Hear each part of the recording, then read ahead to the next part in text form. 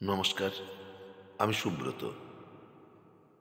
আপনাদেরকে এতদিন বহু কবিতা শুনিয়েছি।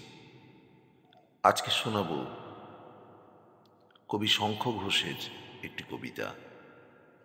যদি ভালো লাগে লাইক করবেন, শেয়ার করবেন। আর যদি নতুন কেউ শোনেন তাহলে প্লিজ প্লিজ প্লিজ সাবস্ক্রাইব করবেন।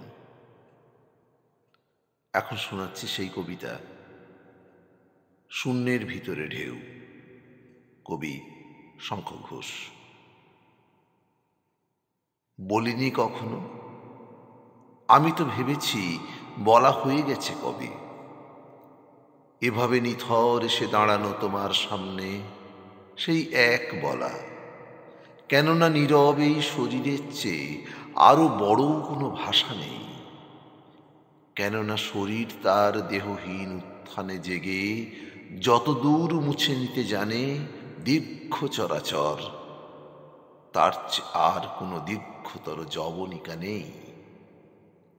কেননা পড়ন্ত ফুল চিতার রূপালি ছাই, ধাবমান শেষ ট্রাম, সকলেই চেয়েছে আশ্রয়। সে কথা বলিনি, তবে কিভাবে তাকালো এতদিন জলের কিনারে নিচু জবা। শূন্যতাই জানো শুধু, শূন্যের ভিতরে এত ঢেউ আছে, সে কথা জানো না।